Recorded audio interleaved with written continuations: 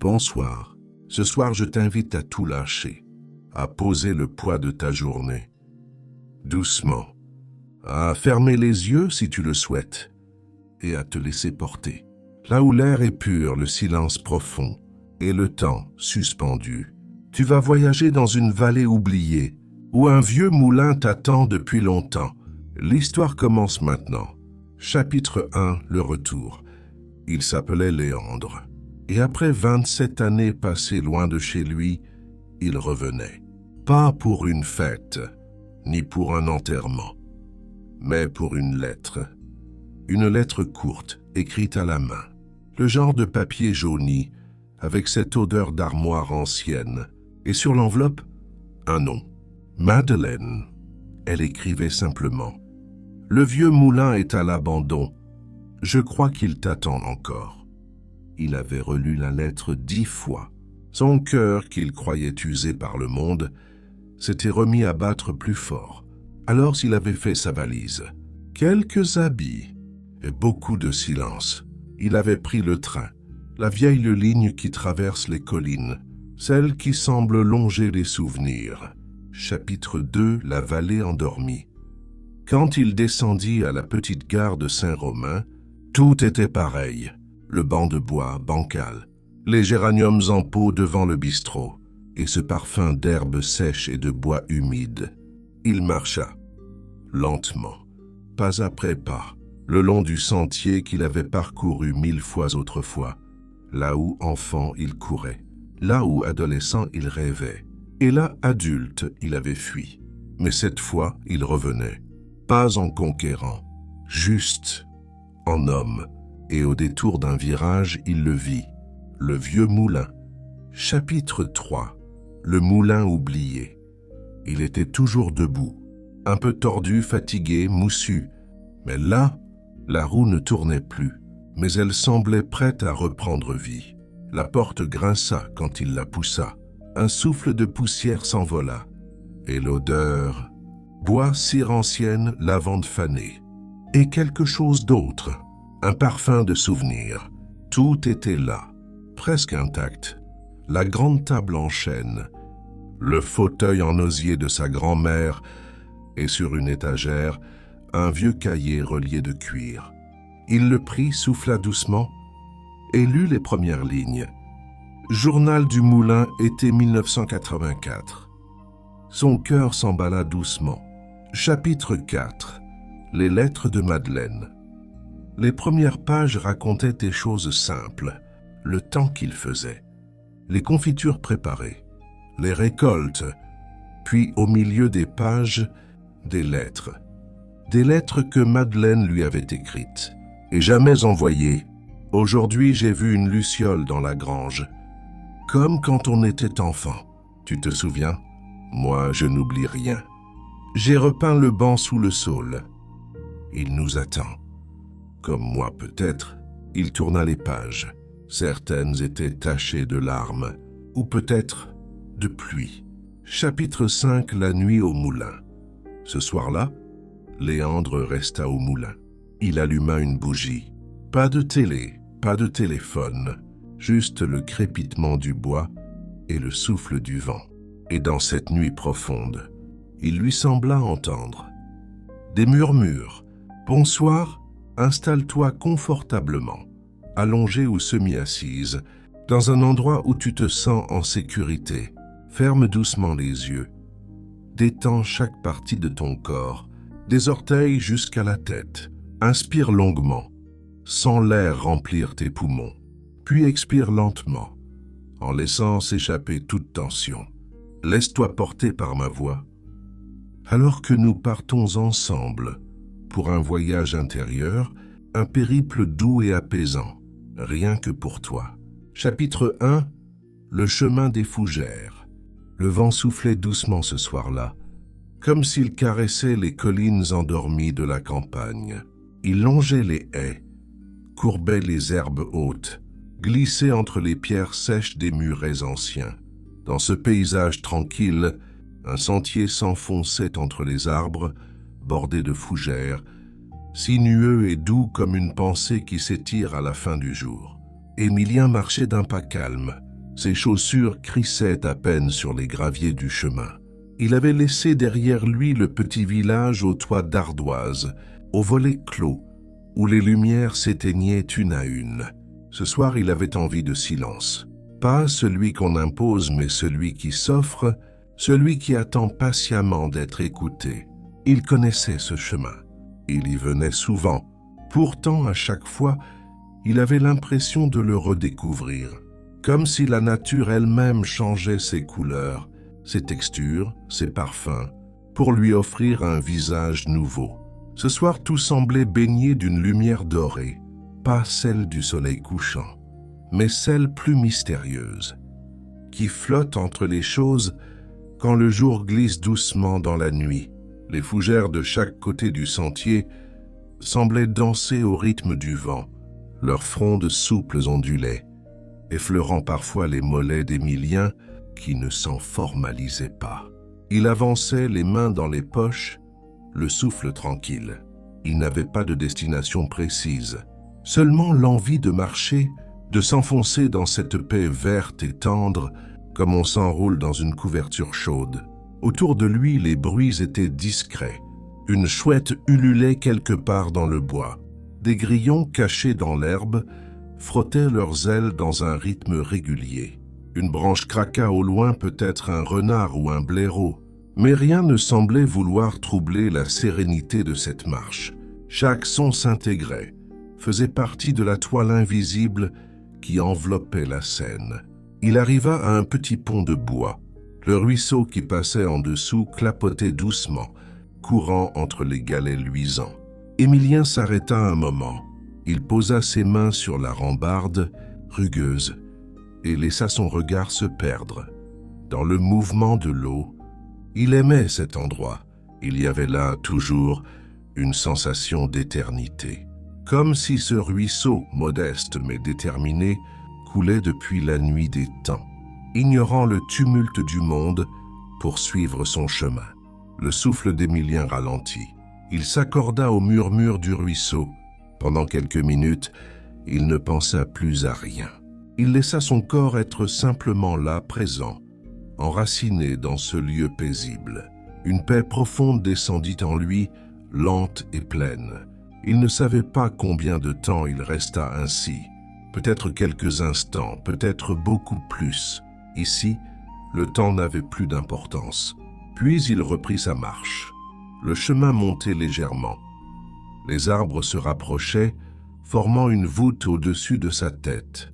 Les feuilles bruissaient à peine, comme si elles chuchotaient entre elles. L'air était plus frêle ici, légèrement humide. Il portait l'odeur de la terre, du bois et d'une mousse épaisse qui tapissait le sol. Émilien passa les doigts sur les troncs, ressentant leur rugosité, leur chaleur discrète, cette sensation presque humaine de la vie cachée sous l'écorce.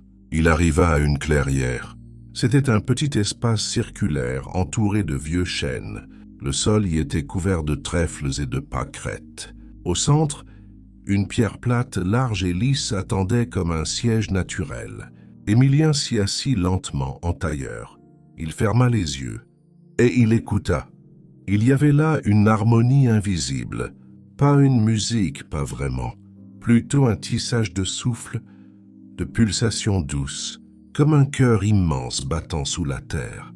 Chaque élément semblait à sa place, le vent, la mousse, les racines, le silence. Et lui, Émilien, au milieu de tout ça, n'était ni intrus ni spectateur. Il faisait partie du paysage, aussi simplement qu'un caillou ou qu'une feuille tombée. Il inspira profondément, puis expira très lentement.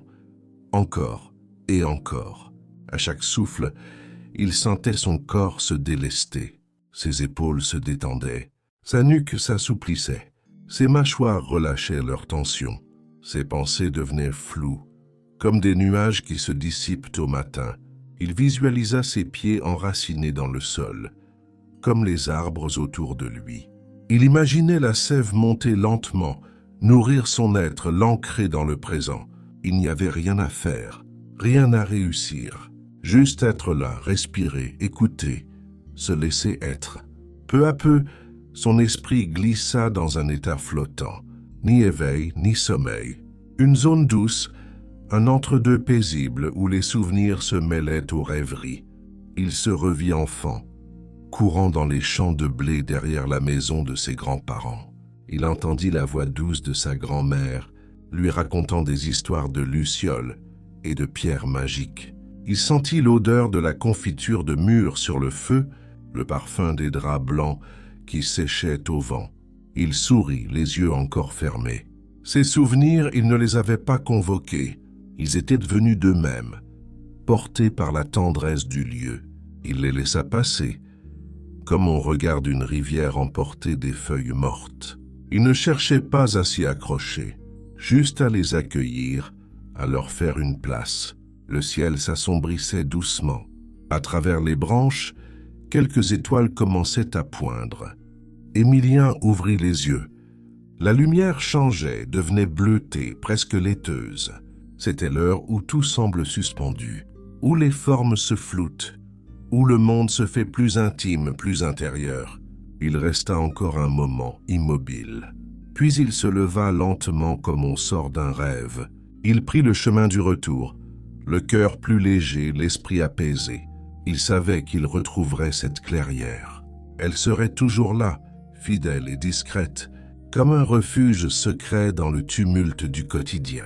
Le sentier, à la lumière des étoiles, semblait encore plus doux. Les fougères frôlaient à peine ses jambes. Le vent avait ralenti. Même les grillons chantaient plus bas, comme pour ne pas réveiller le monde. En traversant de nouveau le petit pont, Émilien s'arrêta une dernière fois. Le ruisseau brillait comme un ruban d'argent. Il y plongea une main, sentit la fraîcheur de l'eau pure et vivante. Il sourit, puis reprit sa marche.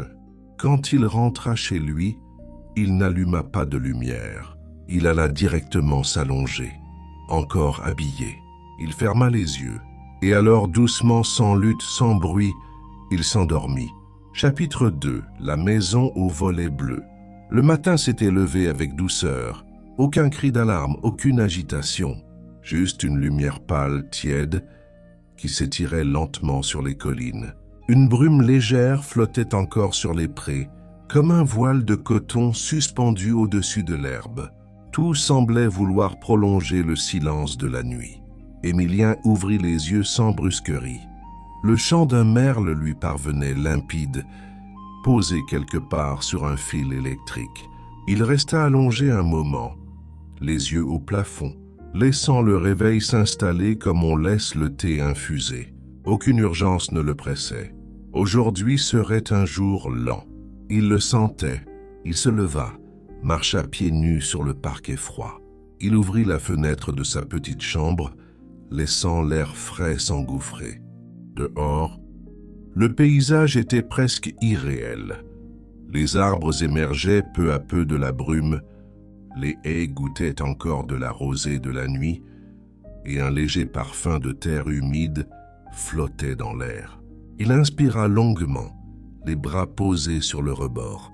Aujourd'hui, il retournerait à la maison aux volets bleus. C'était une bâtisse ancienne, nichée à flanc de colline, cachée derrière des buissons d'aubépines et des cerisiers sauvages. Elle appartenait autrefois à une vieille tante, disparue depuis longtemps, mais personne ne l'avait jamais vraiment reprise. La maison était restée là, tranquille, figée dans le temps, à moitié oubliée par les hommes, mais toujours veillée par les pierres, les plantes et les oiseaux. Émilien prit un sac léger. Il y glissa une gourde d'eau, un petit carnet, un crayon et une pomme. Il ferma la porte doucement derrière lui, salua le silence et s'engagea de nouveau sur le sentier des fougères. Mais cette fois, il bifurqua à mi-chemin, prenant un chemin plus étroit, presque effacé, qui serpentait à travers les chênes. Il marchait lentement, attentif aux moindres détails. Ici, une toile d'araignée brillait entre deux branches. Là, une pierre moussue dessinait presque une forme de visage. Il touchait parfois les troncs, humait les feuillages, laissait ses pas s'ajuster naturellement au rythme de la terre. Bientôt, il aperçut les murs de la maison. Ils étaient encore solides, bien que le crépi ait jauni, que les tuiles aient perdu de leur éclat. Les volets, eux, étaient restés d'un bleu tendre, un peu écaillés mais encore vifs sous la lumière. Un lierre ancien avait grimpé sur la façade, comme une main protectrice. Devant la porte, l'herbe avait poussé haute. Personne n'était venu depuis longtemps. Émilien posa la main sur la poignée. La porte s'ouvrit en grinçant lentement, comme si la maison elle-même se réveillait de son sommeil. Il entra. L'odeur était celle du bois sec, du papier ancien et d'un léger parfum de lavande que le temps n'avait pas effacé. La lumière entrait en oblique par les carreaux poussiéreux. Dans la grande pièce principale, tout semblait à sa place. Les chaises de bois, la table ovale, la commode en chêne. Un vieux fauteuil attendait dans un coin, son coussin légèrement affaissé. Il n'y avait pas de bruit, sauf celui de ses pas légers sur le plancher. Il s'assit dans le fauteuil, posa son sac à terre et regarda autour de lui. Il y avait sur une étagère une collection de petits objets, des coquillages, des galets lisses, un sablier, une plume sous verre. Des choses simples, sans valeur mais pleines de mémoire. Émilien les observa un à un, les prenant délicatement. Chaque objet semblait contenir une histoire, un fragment de vie passée. Mais il ne cherchait pas à savoir. Il se contentait de ressentir. Il resta longtemps là, à ne rien faire. Juste écouter la maison. Elle avait ses souffles, ses craquements, ses échos. C'était comme si elle murmurait doucement, sans mots, juste des impressions. Elle n'était pas vide. Elle vivait encore à sa manière. Elle accueillait, elle enveloppait. Puis Émilien se leva et ouvrit les volets un à un. La lumière inonda les pièces, dévoilant les détails.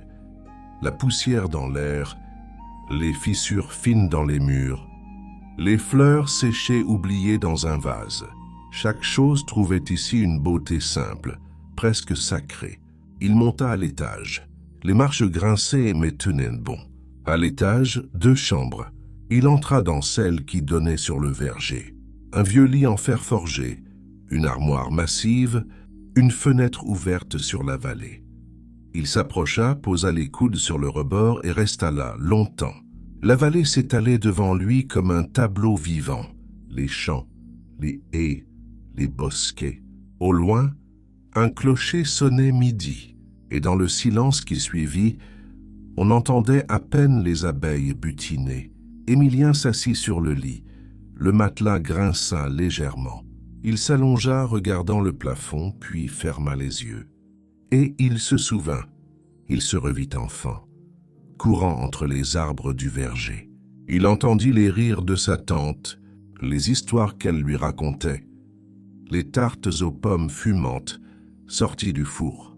Il revit les étés sans fin, les après-midi d'orage, les nuits à écouter les grillons, allongé sur un vieux matelas, une lampe de poche sous les draps. Ses souvenirs n'étaient pas précis. Ils flottaient, ils revenaient comme des odeurs, comme des sensations. Il ne cherchait pas à les attraper. Il les laissait venir, glisser, repartir. Un souffle profond sortit de lui, comme une expiration ancienne. Il sentait son corps s'alourdir doucement, comme si la maison elle-même l'invitait à se reposer, à se déposer, à redevenir simple. Il sentit le matelas sous lui, la couverture un peu rêche, le bruit léger du vent contre les volets. Il était bien. Il s'endormit un moment, dans une somnolence paisible, sans rêve ni agitation. Le sommeil était léger comme une brume chaude. Quand il se réveilla, il ne savait pas combien de temps s'était écoulé. Peut-être 1 heure, peut-être une éternité douce. Il descendit, retrouva la lumière de l'après-midi. Il sortit de la maison, referma la porte avec soin et s'assit sur les marches face au jardin sauvage. Les herbes dansaient doucement. Un papillon passa. Une mésange vint se poser sur la rambarde, le regarda un instant, puis s'envola sans bruit. Il sortit son carnet. Il nota quelques lignes. Pas un récit, juste des mots. Bleu volait, silence, brume, mémoire, lenteur, pierre tiède, armoire pleine de poussière. Rire lointain. Il ferma le carnet, sourit. Il n'avait rien fait, aujourd'hui, mais il avait vécu, doucement, authentiquement, présent à chaque souffle. Il reprit le chemin du retour alors que le ciel rosissait. Les ombres s'allongeaient. Le monde devenait de nouveau flou, tendre, comme un rêve éveillé. Les oiseaux s'éloignaient un à un. Les lumières du village s'allumaient, discrètes. Quand il rentra chez lui, il retira ses chaussures, alluma une bougie et s'assit quelques minutes en silence. Puis il alla se coucher. Et encore une fois, sans bruit, sans résistance, il s'endormit. Chapitre 3. Le jardin des murmures. Le matin était plus frais que les jours précédents. Une fine bruine tombait sur les collines, à peine visible mais présente, dessinant des perles d'eau sur les fils d'araignées, humidifiant les pierres, assourdissant les sons. Le ciel était d'un gris doux, presque perlé, sans menace, juste un voile. Ce n'étaient pas des voix, pas vraiment, plutôt des infimes murmures, portés par le vent, glissant entre les branches, se déposant sur les pierres, des fragments de phrases peut-être, des syllabes sans sens. Mais dans leur douceur, il y avait une bienveillance immense, comme si le jardin parlait, ou chantait, ou se souvenait. Émilien sentit sa poitrine se relâcher, son front se détendre. Il se laissa fondre dans cet instant. Plus rien d'autre n'existait, ni passé ni futur. Il n'était plus un visiteur. Il était une part du lieu, une plante de plus, un souffle parmi les souffles. Il rouvrit les yeux. Devant lui, un chat était apparu sans bruit. Un chat gris, au poil mouillé mais serein. Il s'assit, le fixa calmement puis cligna lentement des yeux. Émilien répondit par un clignement aussi. Il connaissait ce langage, celui du silence partagé. Le chat resta là, compagnon discret comme un gardien. Puis, doucement, il se leva et marcha lentement vers le fond du jardin. Émilien le suivit. Ils traversèrent un petit tunnel de chèvrefeuilles, presque refermé. De l'autre côté, une petite cabane de bois, couverte de lichen, apparaissait à peine entre les branches. Le chat s'y arrêta, tourna la tête vers lui puis disparut dans l'ombre. Émilien poussa la porte. À l'intérieur, tout était calme. Une unique pièce, minuscule. Une chaise, une table, une étagère. Sur les murs, des dessins au fusain, des feuilles, des racines, des plantes, des symboles. Sur la table, un bol de pierre vide et une vieille boîte de bois. Il l'ouvrit. À l'intérieur, une poignée de petits papiers pliés. Il en déplia un. Chaque chose a un cœur, même les pierres. Écoute-les. Puis un autre. Le silence est une langue. Apprends-la. Et un troisième. Et si le monde est encore entier? Émilien resta là longtemps, lisant chaque message, comme on écouterait un ami perdu depuis longtemps. Il sentit monter une émotion douce, pas triste, une nostalgie tendre, une gratitude sans mots. Ce lieu, cette cabane, ces écrits, tout cela avait été laissé pour quelqu'un comme lui, pour un cœur attentif, pour une âme en quête de lenteur. Il referma la boîte, sortit. Le chat n'était plus là. Le jardin l'enveloppa une dernière fois, comme un adieu silencieux ou un simple « à bientôt ». Il reprit le chemin du retour. Sur le sentier, la pluie avait cessé. Un rayon de soleil perçait entre les nuages, éclairant les feuilles encore humides. Tout semblait plus brillant, plus vivant. Quand il rentra chez lui, Émilien ne dit rien. Il se prépara une infusion de thym, s'enveloppa dans une couverture et s'assit près de la fenêtre. Dans sa tête, le jardin continuait de murmurer. Et cette nuit-là, il dormit d'un sommeil plus profond encore, comme si, dans ses rêves, Les plantes avaient repris le fil de la conversation. Chapitre 4. L'arbre du sommeil. Le jour s'élevait lentement, plus pâle que d'habitude. Le ciel semblait recouvert d'un voile léger, comme si la lumière hésitait à apparaître. Émilien s'était levé tôt, sans réveil, simplement guidé par une sensation. Aujourd'hui serait un jour particulier. Il s'habilla sans se presser, prit son carnet et un châle qu'il posa sur ses épaules. Il n'avait pas de but précis ce matin, mais quelque chose l'appelait. Un pressentiment doux, une intuition discrète qui ne disait pas où aller, mais indiquait d'avancer. Il sortit. Le silence était encore plus profond que d'ordinaire. Même les oiseaux semblaient attendre. Émilien prit un sentier qu'il n'avait jamais exploré. Un petit passage presque invisible entre deux haies, bordé de pierres anciennes, recouvertes de mousse. Il ne savait pas où il menait, mais il s'y engagea avec confiance. Le sentier s'enfonçait doucement dans un petit vallon. Les arbres y formaient une voûte dense, presque protectrice. On n'y voyait plus très loin, mais on sentait la présence des choses. Le bruissement des feuilles, l'humidité de la terre, des odeurs de champignons, de bois mouillé, d'humus. Il marchait lentement, comme en procession. Les sons étaient étouffés, comme dans un rêve. Même ses pas ne faisaient presque pas de bruit.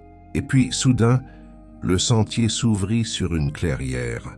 Au centre se dressait un arbre immense. Il n'était pas comme les autres. Son tronc était large comme une cabane entière, et ses racines s'étendaient à la surface du sol, formant des ondulations de bois, comme des vagues figées. Ses feuilles, d'un vert très sombre, presque bleuté, ne bougeaient pas malgré le vent. C'était un arbre ancien, très ancien, un arbre qui avait vu des choses. Peut-être tout. Émilien s'approcha. Il y avait autour de l'arbre une sensation étrange, un calme plus profond encore, une sorte de silence intérieur.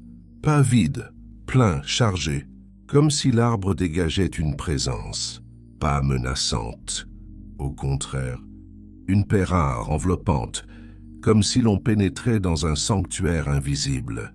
Il posa sa main sur l'écorce. Elle était tiède contre toute attente, et sous ses doigts, il sentit comme un battement, lent, profond, un rythme presque imperceptible, mais réel. L'arbre respirait. Alors Émilien s'assit. Il s'installa contre une racine large comme un banc, tira son châle sur ses épaules et ferma les yeux. Il ne cherchait rien. Il ne méditait pas. Il ne pensait pas. Il était simplement là, comme un caillou posé sur la terre, comme une feuille abandonnée au vent. Et peu à peu, une sensation étrange s'installa. Une paix immense, insondable. C'est alors que les visions commencèrent. Pas des rêves, pas des souvenirs. Des images venues de quelque part, douces, lentes. Des bribes, une main posée sur un front. Une étoile filante traversant un ciel d'encre. Une barque qui glisse sans bruit sur un lac. Des rires d'enfants, très loin. Une plume tombant d'un arbre. Un feu qui crépite. Un vieil homme qui murmure à une chouette. Émilien ne contrôlait rien, mais il n'avait pas peur. Il était spectateur. Il laissait faire. Il flottait entre les images, les sensations, les impressions. Son corps s'effaçait. Seule restait la conscience douce, la présence. Une présence aimée, embrassée, bercée. Puis au cœur de ce silence, une voix. Pas une voix humaine, une voix d'intérieur. Une voix sans mots. Elle disait « Il n'y a rien à atteindre, rien à guérir. Tu es déjà entier, tu es déjà reposé. Tu peux dormir maintenant. » Et alors, Émilien sentit un relâchement total, comme si toutes les tensions, même celles qu'il ignorait, coulaient hors de lui. Il aurait pu dormir là, 100 ans, ou juste quelques secondes. Le temps n'existait plus. Puis doucement, il rouvrit les yeux. Le ciel avait changé. Une lumière dorée filtrait à travers les branches. Il ne savait pas combien de temps il était resté là, mais tout en lui était paisible. Il se leva sans effort. L'arbre semblait le saluer en silence. Il posa la main une dernière fois sur l'écorce. « Merci », pensa-t-il, simplement. Il reprit le sentier, plus léger, plus vaste à l'intérieur. Il ne savait pas vraiment ce qui venait de se passer, mais il savait que cela resterait. Ce n'était pas un souvenir, c'était une racine désormais en lui. Le vent avait repris, doux. Il portait une odeur de mousse et de lumière. Quand Émilien rentra, la nuit tombait. Il ne fit rien ce soir-là. Il se glissa simplement dans son lit, le cœur ouvert, l'esprit calme. Et pour la première fois depuis très longtemps, il sentit en lui une paix totale. Et il s'endormit. Chapitre 5. Le retour du silence. Le ciel du matin était clair. D'un bleu pâle, presque diaphane comme lavé par la pluie des jours précédents. Les oiseaux reprenaient leur chant, un à un dans une discrétion toute neuve. C'était un matin simple, un matin doux. Émilien s'était réveillé tôt, encore enveloppé par les brumes du rêve. Ce qu'il avait vu auprès de l'arbre restait flou, mais la sensation, elle, était intacte. Il y avait désormais en lui un espace vaste et silencieux, un espace qu'aucune inquiétude ne semblait pouvoir troubler. Il s'étira longuement, ouvrit les volets et regarda la lumière entrer dans la pièce. Elle avançait lentement, dessinant des formes douces sur les murs, s'infiltrant entre les objets, posant sa caresse chaude sur le sol.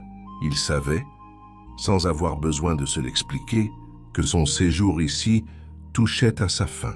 Il n'y avait pas de tristesse, plutôt une plénitude, comme si quelque chose était allé jusqu'au bout, comme un fruit arrivé à maturité. Il ne partait pas parce qu'il le fallait, mais parce que le moment était juste. Ce que le lieu avait à lui offrir lui avait été donné. Il prit le temps de ranger les quelques affaires qu'il avait sorties. Le carnet, désormais bien rempli de pensées calmes et de croquis simples. Les feuilles glanées ici et là. Un galet plat, ramassé près de la mare. Et cette petite boîte de bois qu'il avait trouvée dans la cabane du jardin, il l'avait laissée là. Mais l'image restait en lui, comme si elle avait toujours été sienne. Puis il sortit une dernière fois. Il voulait dire au revoir, pas au lieu, mais à ce qu'il avait été ici, à l'homme qu'il avait redécouvert, celui qui sait marcher lentement, écouter le vent, goûter le silence, celui qui n'a pas besoin d'aller loin pour être en paix. Il prit le chemin qui menait à la colline, celle d'où il voyait tout le paysage alentour, les bois, les champs, les petites fermes, la rivière plus loin. Il grimpa doucement, sentant chaque pas comme une offrande. Arrivé au sommet, il s'assit sur la pierre plate, comme il l'avait fait au tout début. Mais cette fois, tout était différent. Ce n'était pas le monde qui avait changé, c'était son regard. Il voyait mieux, plus doucement. Il sentait la vie circuler dans chaque recoin du paysage. Une vie lente, tranquille, tissée dans l'air, la terre, les feuillages. Il percevait la présence invisible des choses. Et en lui, cette présence aussi s'était installée, une sorte de silence vivant. Il resta là longtemps, à regarder, à écouter.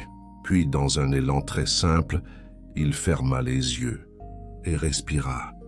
Il inspira tout ce que le lieu lui avait offert, et il expira doucement, comme pour rendre à la terre un peu de cette paix. Alors, il sentit quelque chose s'ouvrir encore plus profondément. Un espace en lui qui n'avait pas de nom, ni forme, ni pensée. Juste un silence absolu, présent, aimant. Il ne savait plus s'il était éveillé ou endormi. Tout était doux, tout était calme. Il descendit ensuite une dernière fois vers la maison. Il ramassa quelques feuilles au passage pour les presser entre les pages de son carnet.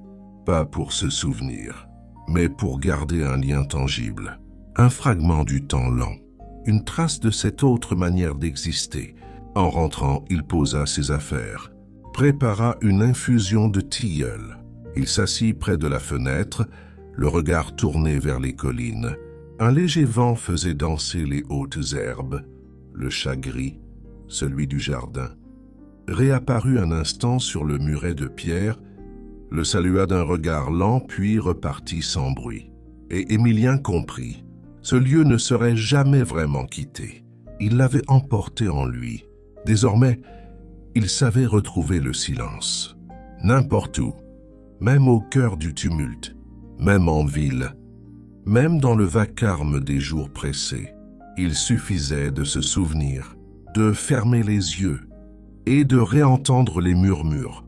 Ce n'était pas une leçon, c'était une respiration, un rythme ancien qu'il n'avait pas appris mais retrouvé. Il termina son infusion, et quand la nuit tomba doucement, il alla se coucher.